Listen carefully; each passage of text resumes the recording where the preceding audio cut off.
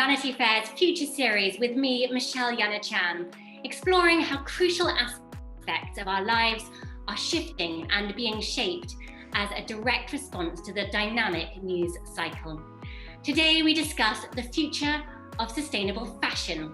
Our guests, Carrie Summers, founder of Fashion Revolution, where she's Global Operations Director. They say their vision is to see the global fashion industry change to one that conserves the environment, even restores the environment, and values people over growth and profit. And Caroline Reyl, who knows something about growth and profit, head of the Premium Brands Fund at Pictet Asset Management. Caroline says sustainable fashion is a consistent and growing investment trend. Well, you'll be glad to hear that, Carrie. My thanks to both of you for joining me today. And if I can start with you, Carrie, it's rather a sober note I want to start on, because the trigger for you in the founding of Fashion Revolution was 6 or 7 years ago, I think, after the Rana Plaza factory collapsed. It was on the outskirts of the capital, Dhaka, Bangladesh. I'm sure lots of us remember that. Thousands, mostly young women, worked there, making clothes for some of the biggest global fashion brands and retailers, and more than 1,100 people died. 2,500 people were injured. Carrie, I want to ask you, how did the news of that reach you, and how did your story of Fashion Revolution unfold from there? Yes, I mean, the news reached me. I was in London at the time. I was working with my Panama hat brand, Pachacuti, and we were part of the World Fair Trade Organization's new fair trade certification scheme, and we were down doing a workshop, I believe. And I remember hearing about the event. I mean, just feeling that shock as the news came in. I was with another fair trade organisation, so we put out a statement. But I think in the sort of day or two following, in a way, I had a sort of sense, I wouldn't say sort of smugness, but almost like a sort of like, well, finally now people will realise why I've been banging on about transparency for all of these years, because I knew that transparency was the key to transforming the industry. I knew how important it was. And with my brand Pachacuti, we had traced our supply chains back to the raw materials, and nobody was interested. I mean, really no one was interested. And as the footage came through and we started to see activists having to actually search through the rubble to prove which brands were producing there, because the brands themselves didn't know. I think some people thought they were trying to get their PR stories right and they were just waiting a few days. They didn't know what their relationship was with those factories. And so it was really clear to me that we needed not just a revolution in the industry, but that the start of that was greater transparency for the industry. And it would have been like 4 or 5 days later. It was a Sunday evening. I was having a bath. Rarely for me, I didn't have a podcast to listen to. And Fashion Revolution, I mean, I always kind of think it wasn't my idea, because the idea just almost hit me as a fully formed idea. It just arrived in the bathtub. And it seemed like a good enough idea to get out of the bath and do something about it. I think if I'd have just thought, oh, that's interesting, and carried on with my bath, nothing would have happened. But I got out of the bath and I called Ursula de Castro, who I didn't really know that well at the time, but I knew she was the right person. She was the co-founder of Aesthetica at London Fashion Week, and was probably as well known on the environmental side of fashion as I was on the social side. And it just snowballed from there, and became the world's largest fashion activism movement, with teams in nearly 100 countries, as people just started to hear what was happening and said, well, we want to be a part of it. And from one event on the anniversary of the Rana Plaza collapse, it's turned into a whole week of events all around the world. Well, so to jump ahead rather a lot from that day or that week when it all unfolded for you, have we seen much positive change from this ground swelling movement? Can we say that we have moved on, we have improved? If we look back to where we were 7 years ago, we are certainly particularly in terms of transparency. We're seeing brands publishing a lot more about their social and their environmental efforts, but they're continuing to sidestep that responsibility for really safeguarding human rights and the rights of nature as well. And they're certainly not carrying out sufficient due diligence. And so we're seeing supply chain workers struggling to earn a living wage, which is affecting them, particularly during this time of COVID, when from even one normal month to the next, they don't have enough money to live on. And so many people are going without food at the moment. And if they have got their jobs, they haven't been paid for all of their back pay. So we're really seeing an impact on people within the supply chains. And we know that so many people of colour and minorities and women are just devalued and discriminated against in supply chains.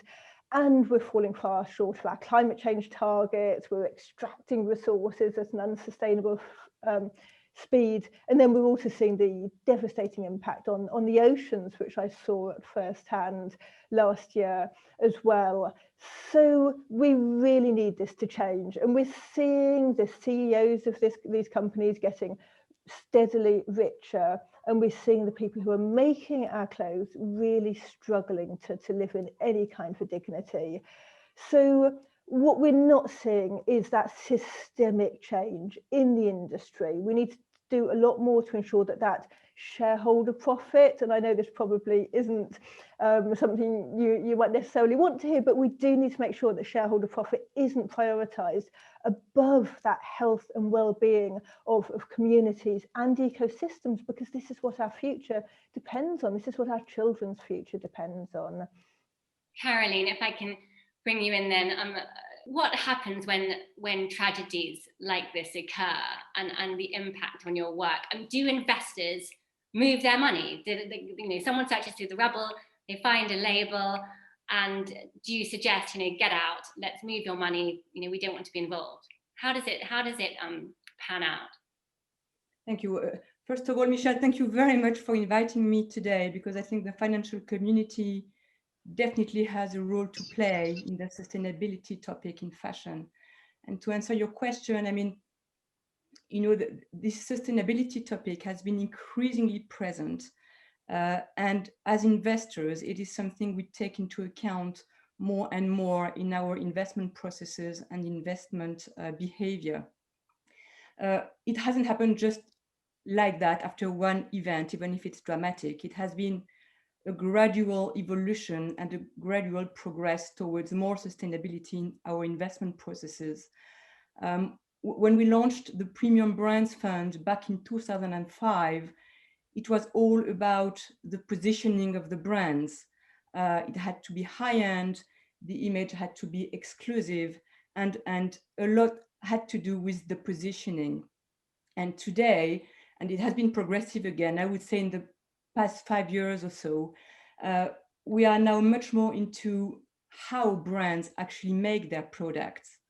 And in our investment processes, we do include sustainability criteria regarding the production of products, the quality of the raw materials, the supply chain, also some human factor with labor conditions, and also governance. So it all comes in, and the target weight we will have in a company in the fund will also include those ESG criteria. So it has been an evolving process. It's definitely very present today. And our clients also ask us to care for those environmental and social criteria. So I think it all ties in, and we all have to take our share. It's probably is not going as far as Carrie would like it to be, but it's definitely going the right direction. And is there that sense of accountability to your investors, but also to who you're investing in? Is there this sense of connecting the dots? If such an event happened and you were involved in advising someone to invest in one of the companies that, for example, had been working in Rana Plaza, how would it play out? Well, from the investment side of things, for sure it has an impact, and again when we have a very concentrated portfolio. We have only 34 companies, so we know them very well, and for sure we would look into where the products would come from and where the raw materials are coming from. I mean, of course, when you have disasters like that, it does have an impact, but we make sure in our portfolio that that things like that don't happen. Now, and to Carrie's point, sometimes it's difficult to have the full transparency of the very starting point from the production. But we're doing our best.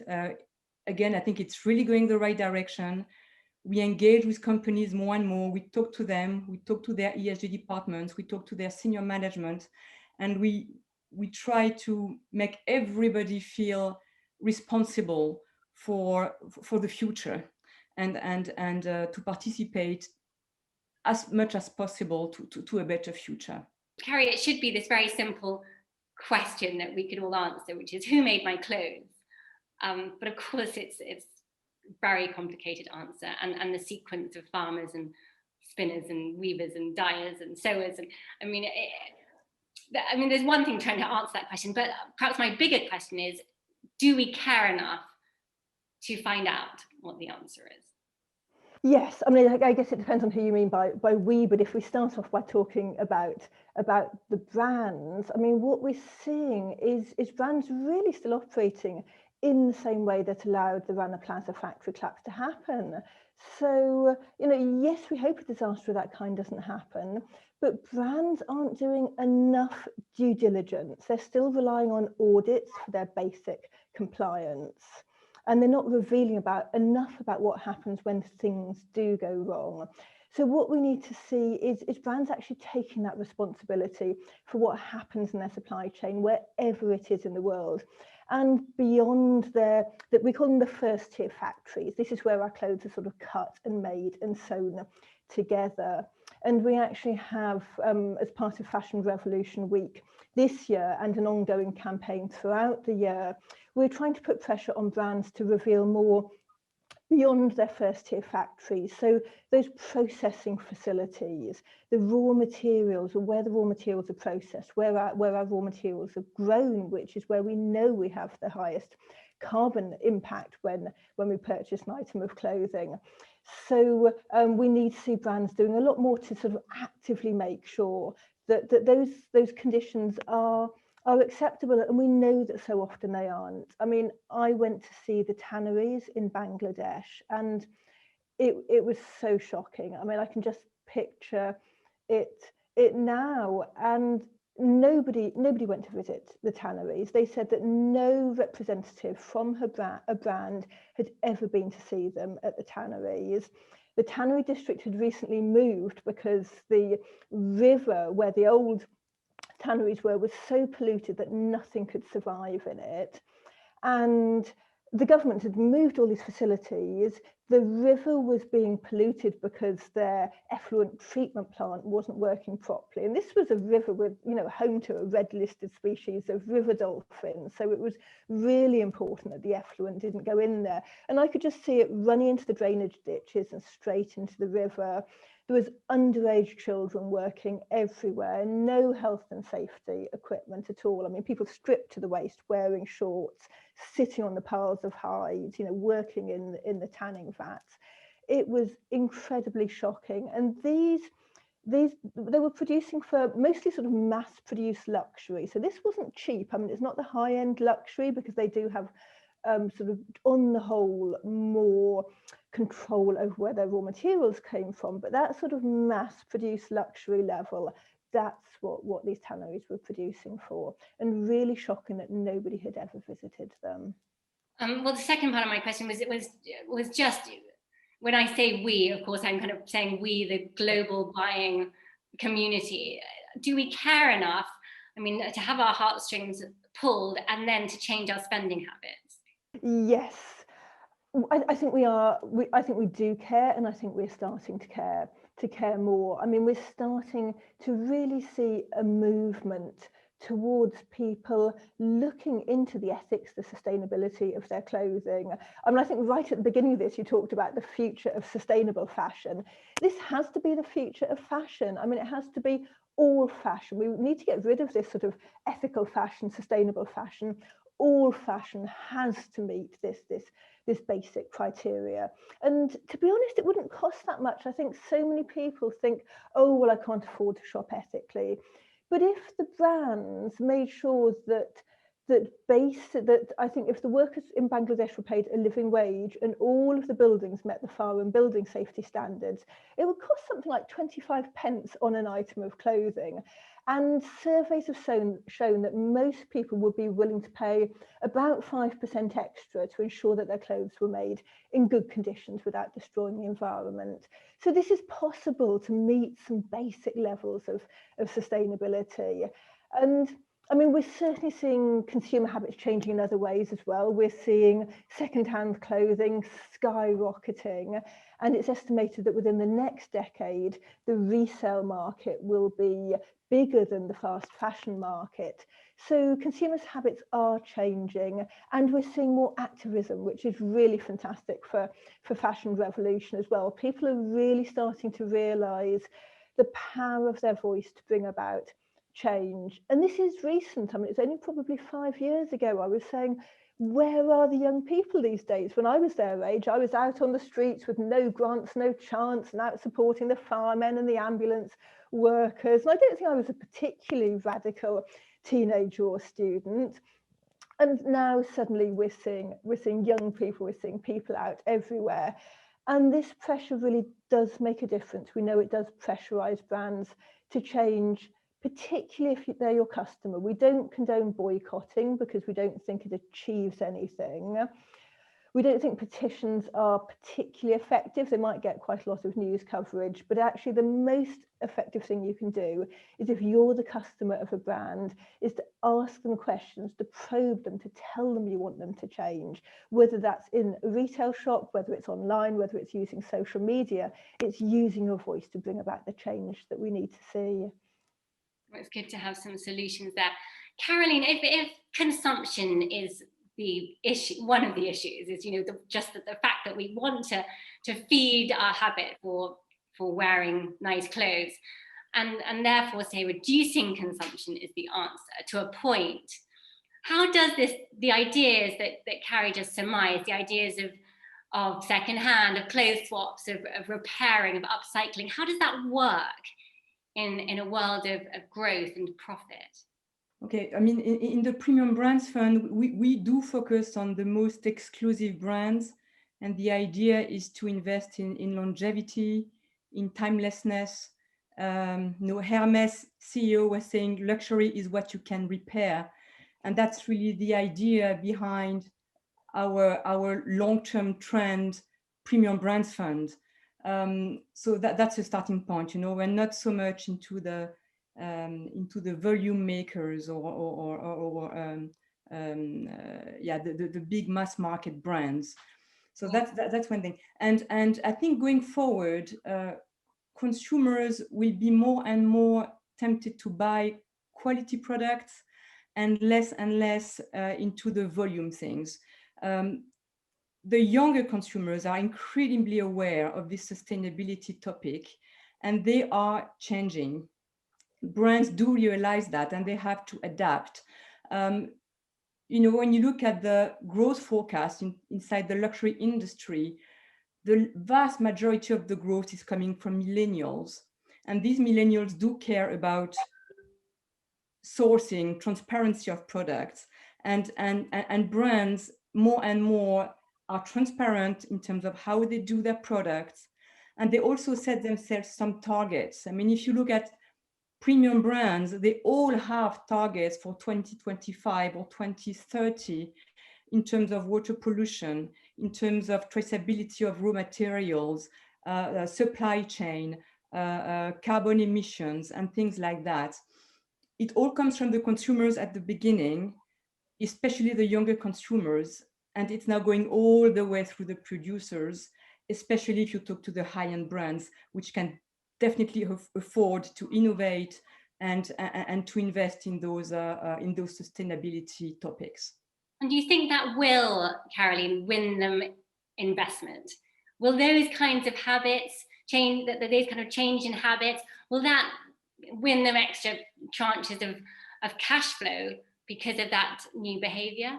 It goes all the way, and investors care for where the trends are. And sustainability is definitely a trend towards consumers, and you see money and investment going into those themes. My fund invests in public equities, so we have to do with what we have, and there is a lot of legacy and heritage in those brands. But when you look at private equity, there is a lot of money actually flowing into innovative, smaller companies that really try to innovate in the new materials. And this is where the investment community has a role to play as well. It all ties in, and we definitely are part of it as investors. I'll just break from that for a moment. Carrie, I want to talk to you about your sea voyage, which you alluded to earlier, but I know you recently took from the Galapagos off Ecuador to Rapa Nui, also known as Easter Island, some off Chile, very much so in the middle of the Pacific Ocean. You were on a mission, I think, to investigate pollutions in the sea that's a direct consequence of the fashion industry. Can you tell us more about that journey and its findings? Yes, of course. I mean, this is very much tied into, I think, a theme for this year as well for Fashion Revolution, which is about the interconnectedness of human rights and the rights of nature, because we know that we're part of this wider living world, and our right to a healthy environment depends on the health of our planet, the earth, and the oceans. And I knew from quite a long time ago about the sort of the connection between chemicals and our clothing and plastics, and the effect that this can have on our health, particularly as women. And this goes back to when my daughter was young, and I did some research into school uniforms and was so shocked at the toxic chemicals and coatings on this uniform that I ended up setting up the UK's first fair trade organic school uniform company. I mean, this was sort of 15 years ago now. And I've always loved sailing. After my master's, I went off sailing for a year. I've taken part in the tall ships race, love climbing up the rigging. And I was desperate to get back to sea. And when I saw that there was an all-women round-the-world sailing voyage happening to investigate microplastic and chemical pollution in the ocean, I knew that I had to be a part of that. So I signed up for the leg from the Galapagos to Rapa Nui, Easter Island, which is over 2,000 miles. And it was, I mean, it was fascinating and it was shocking. I'd seen the statistics. I knew that 34.8% of all microplastic pollution came from the fashion and the textiles industry. But there's nothing like seeing it in person. And as the closer we got to Easter Island, I mean, Easter Island is known as the loneliest island in the world. It's the most remote inhabited island in the world. And as we got near, we got into what's called the South Pacific Gyre. And it was incredibly calm for a couple of days. I mean, it was, you know, that cliche of being like a mill pond. It was deep blue and the ocean looked pristine. And every day on this voyage, we were carrying out research. So we would drop the Niskin bottles, take water samples from the water column. We'd drop the manta trawl to collect the surface water. And we'd sit on deck and we'd sieve this through a series of 3 different sieves. The closer we got into the South Pacific Gyre, every single trawl we brought up, we just counted out the pieces of plastic, the filaments. You could see the fibers in there. And they went up from maybe having sort of 5 or 10, they went up to 20, 25, 30, the closer we got into the South Pacific Gyre, which is like a sort of confluence of currents. So these are the currents coming from Asia, from Latin America, from Australasia. And this is where the plastic is accumulating. Carrie, it looks like just what test tubes of tiny pieces of fragments of plastic, does it? It does. You can see the different colours, you can see the filaments, and this is just what we could see. So we were just sieving and catching what we could actually see. And then in the Niskin bottles, a lot of these samples would be too small for the human eye. So some of them we had an incredible sort of ASDR machine on board where we could see and analyze some of the samples to find out what kind of plastics they were. But a lot of them are being analyzed back at the laboratory at the University of Plymouth. Unfortunately, the remaining legs of the voyage, I was on the penultimate voyage and the rest of them have had to be cancelled because of the pandemic, which is really unfortunate, but there is a virtual X-expedition voyage happening at the moment. So a lot of the evidence that you saw was, in a sense, what you knew already, but it was quite profound to see it yourself that way. It was really profound. I mean, I think when you see something, it really hits home, and you know, it's just seeing it in front of me and counting out those fibers one by one. And we see the statistics. I mean, there was a shocking article, I think it was last week, in the Arctic, where they found that something like 75% of the plastics that they were finding came from textiles, from polyester. So potentially it's higher than we've thought. And some of this is from manufacturing, I know, but some of it is from what we all do, you know, a few days every week, which is washing our clothes. Yes, a lot of it is from washing our clothes. So every time we put on a wash, around 700,000 microfibers will go out into the waterways, and most of these are too small to be collected by the wastewater treatment plants, so they just go straight out into our oceans. We need to have, there's a campaign running at the moment to try to bring in legislation to have water filters fitted to all washing machines. And there is some really exciting technology I was reading about recently, which has just been developed, which will help to remove some of those microfibers before they reach the oceans. But we have to do more. I mean, we cannot continue to deplete our oceans, because, you know, our very health and well-being depends on it. And these, you know, the chemicals which are in these plastics, every time we drink a glass of water, we eat seafood, we have, you know, a glass of beer, we are drinking plastic, we're drinking our clothing. And around 15,000 different chemicals are used in the production process for our clothing. I mean, these are everything from flame retardants to pesticides to some of the coatings put on clothing to make them water resistant, for example, not to mention all of the dyes as well. And we have so little transparency about what brands are putting into their clothes. It's really shocking. But when you have a kilo of fabric, typically that's used around 500 grams of chemicals to make it. So we need to know more, because every time we're drinking water, this is affecting our health, our fertility, our endocrine system, and we really don't know what the effects are going to be for future generations. But when you start to look into it, it's incredibly concerning. Caroline alluded to how at the top end where she's positioned, the brands, she is asking tough questions and there's due diligence done and so forth. But of course, most of the world, Carrie, buys on price. And I know that translates to perhaps 25 pence more on an item of clothing, as you pointed out, but lots of legislation is required to kind of affect that. I wonder, you know, are we having our just wonderfully indulgent bourgeoisie conversation here? How can we catalyze change? We can catalyse change. I mean, as I mentioned, I think we have huge power as citizens to bring about change. So we need pressure from all directions. We need that cultural change to sort of change the culture that the fashion system thrives on, and to shift the way in which people are thinking about and engaging with their clothes. It's starting to happen. But if we can change those mindsets, we can help to create those new cultural narratives.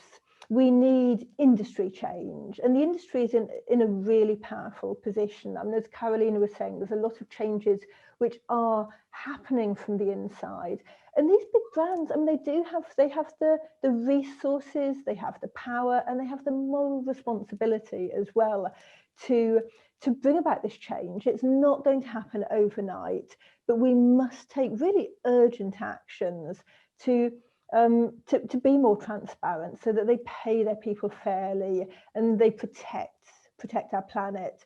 And then we do need that legislation. We need it at a local level, a national level, an international level. We're seeing the French government really doing so much at the moment. They have their loi de vigilance, their due diligence law. They have their new legislation, their sort of anti-waste legislation, which means that brands can't incinerate or otherwise dispose of their waste. They can't send it to landfill. So whether that's pre-consumer or post-consumer waste, they're prohibited from disposing of any waste, I think, unless it has sort of unacceptable levels of chemicals in it. And this is so important. I mean, we've seen during this pandemic, when the retail stores have been closed, that the clothes have just been piling up in warehouses. And I heard recently that for a lot of brands, a lot of the returns are piling up overseas as well, and it's just too costly to pay the tax now to get it back into this country.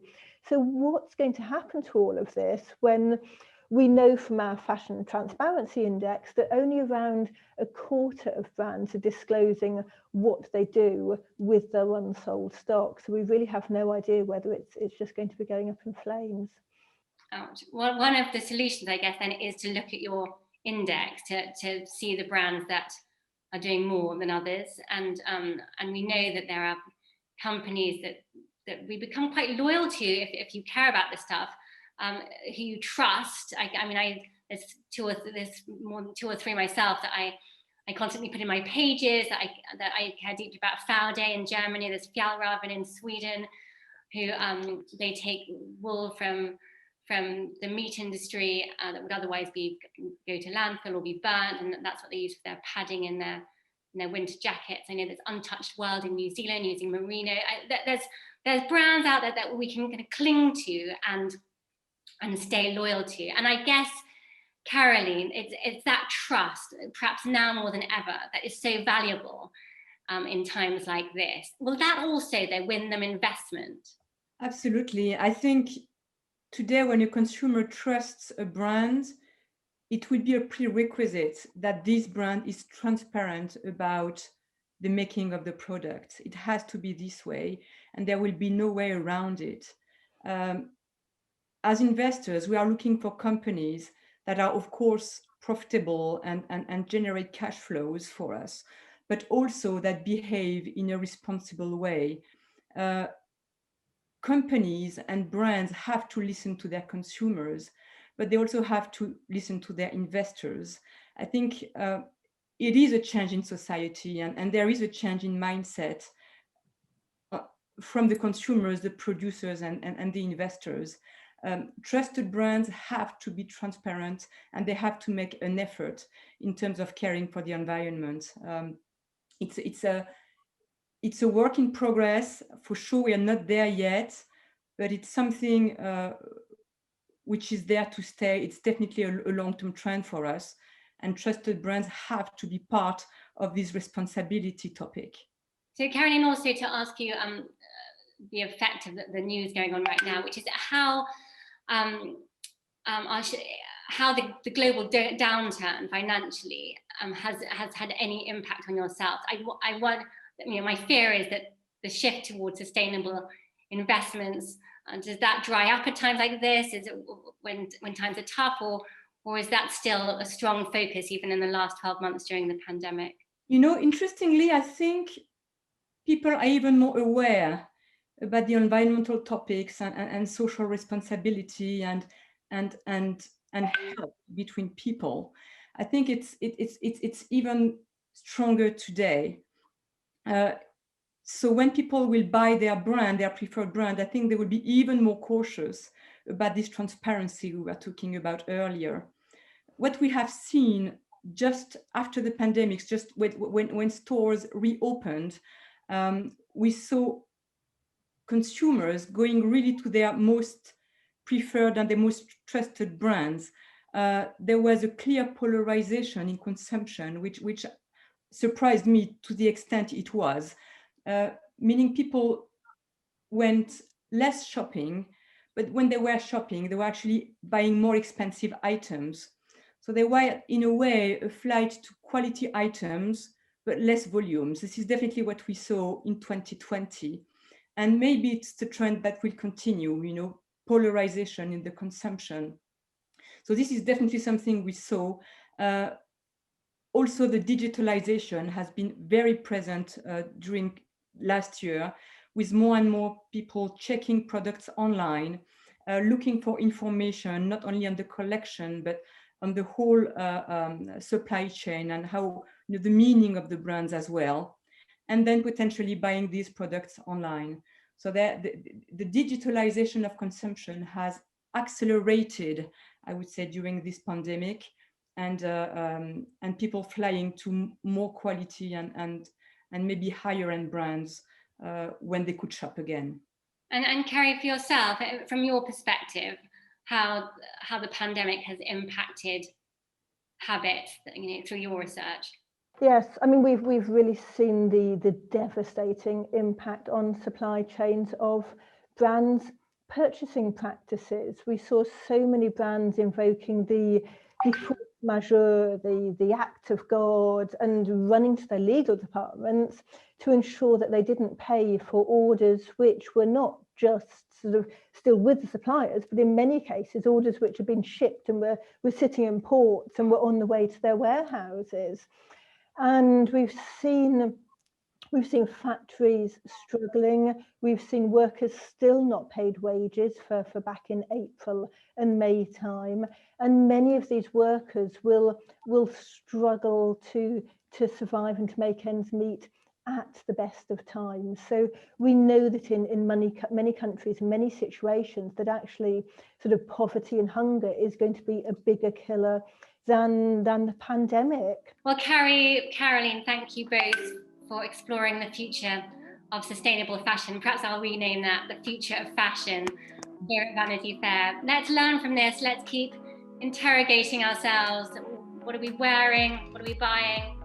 And what are we investing in? My thanks to you both. Thank you very much. Thank you, Michelle. Thank you.